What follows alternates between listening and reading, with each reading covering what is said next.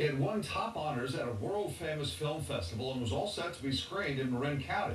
But now, plans to show a new documentary have been canceled, and tonight the local woman who shot the film is furious. KTVU's Patty Lee is live in Larkspur now with details on why that film was pulled and the reaction. Patty? Well, Frank, Larkspur has a reputation for being a tolerant, even a left-leaning town, and that is why the decision to cancel the screening of this documentary on teen sex is now raising such a ruckus. Filmmaker Cassie Jaye is speaking out. I'm sad by this whole experience. Outraged that the screening of her documentary that won top honors at Cannes was suddenly canceled. She says the executive director gave her this reason. She said that 2 of the board members of the theater did not like the subject matter of the film, and they felt that the topic was irrelevant to Marin audiences.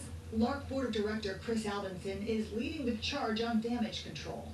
So as far as I know, I wasn't in the conversations, but as far as I know, those comments were never made. So I'm not sure how that conclusion was made.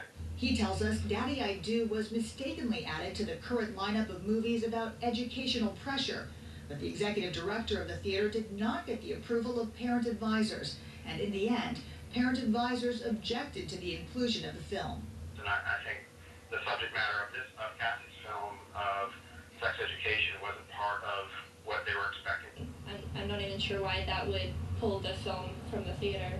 The upside, the controversy is stoking interest in the movie.